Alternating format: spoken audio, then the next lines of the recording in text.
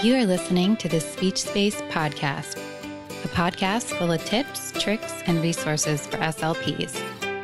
I'm your host, Jessica Cassidy, and this is episode 1.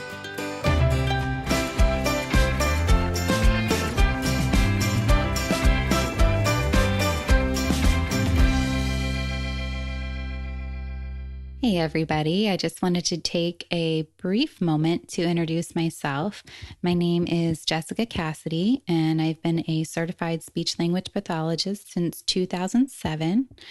I went to the University of Pittsburgh for my undergraduate degree, and then I got my master's degree from Northeastern University.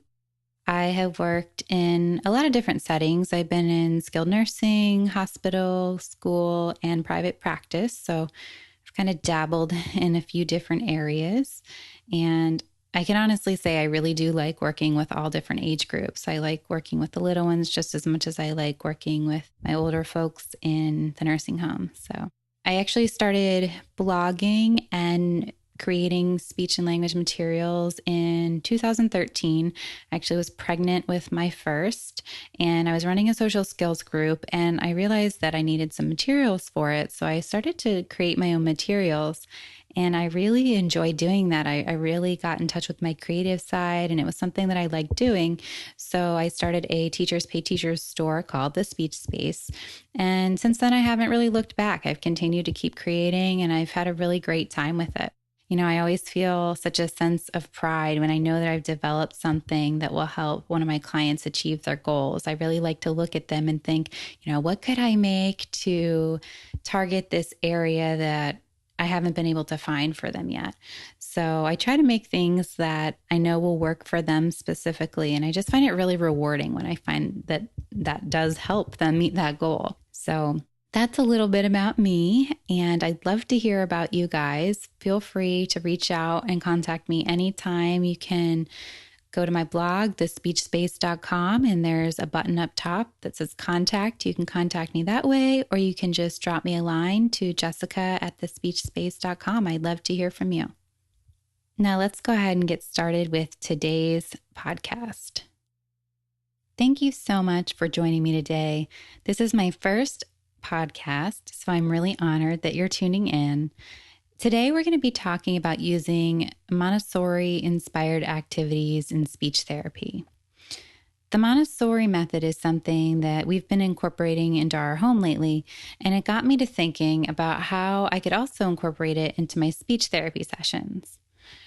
For those of you who aren't familiar, Montessori was founded by Dr. Maria Montessori, who happened to be the first female to become a physician in Italy. The Montessori Philosophy is child-centered and encourages learning through hands-on experiences. Montessori activities can be adapted for various age groups and to target specific communication issues, but my favorite area to address is usually basic concepts and vocab for my minimally verbal students. Because as we all know, learning through doing is so much more effective for those guys than teaching definitions. So the first activity that I'm going to talk about today is smelling bottles, or olfactory bottles, if you want to be fancy. These are really great for working on the concept same and different. So the materials that you would need for this would be cotton balls, about 6 to 8 glass bottles with caps, essential oils, and some sort of colored paper or stickers for the bottom of the bottles.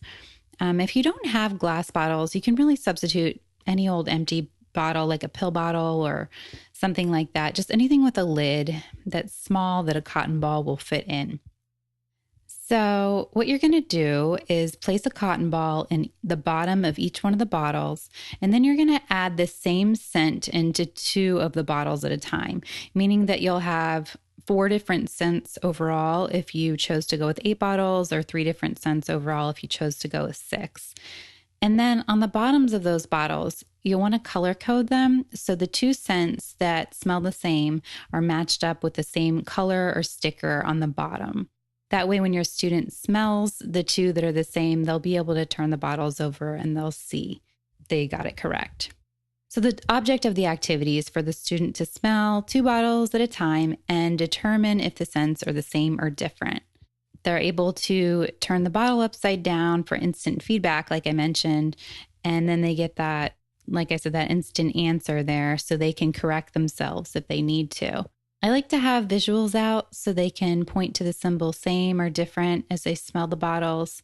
And I actually have a freebie of the colored circles that you can use for the bottom of the bottles.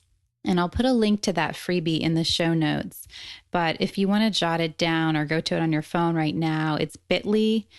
So bit.ly/Montessori in speech. Again, that's bit.ly/Montessori in speech. Now, the second activity that I want to talk to you about today is coin sorting. So I think this is really great for working on the concept big and little. So I like to use quarters and dimes for this one. And as your students progress, you can add more coins for comparing and contrasting. You can add in some pennies and some nickels. But I like to start with quarters and dimes. And same thing, I like to get those symbols out, the big and little. And I like to sort them. I'm trying to think of what they're called, not muffin tins, cupcake liners. Cupcake liners can be really good for sorting the quarters and the dimes. If you want to go to sorting more coins, then muffin tins can be helpful. But since I'm just starting with sorting two things, I usually like to start with something small, like the little cupcake liners, and have them sort and compare and contrast, like I said, the big and little. And the last activity that I'm going to talk about today is a hand washing station. So for this, all you need is a big bowl of soapy water and a big bowl of clean water and maybe a couple of towels, depending on the student that you're working with. But this is a really great way to work on wet and dry. So you can have them put their hands in the water. You can even dip the towel in the water, talk about the towel when it's dry, talk about the towel when it's wet, same with the hands. If there's anything in your speech room that can get wet, you can put it in there and talk about how it's wet, dry it off, talk about how it's dry. It's just a really fun way for them. Kids usually love playing with water. It can get a little messy, so keep that in mind, but it's usually really fun for them. So those are my suggestions for trying to incorporate Montessori themed activities into your speech room. And like I said, I have a couple of freebies to go with this. I'm going to go ahead and put together the symbols that I mentioned for big and little, and for wet and dry, and for same and different. So I'll go ahead and I'll put those together, and I'll leave a link to that in the show notes. And I already mentioned the other link that you can check out as well. And that's it for my very first podcast. So thank you so much for joining me today. I'd love to hear if you've incorporated the Montessori method into your speech therapy sessions. Feel free to leave a comment on the blog, or feel free to shoot me an email to jessica@thespeechspace.com. Do you have a topic that you'd like to hear discussed on the podcast? Let me know. Again, shoot an email to jessica@thespeechspace.com, and I will try my best to feature the topics that are most requested. Thanks so much for tuning in, and we'll chat next week.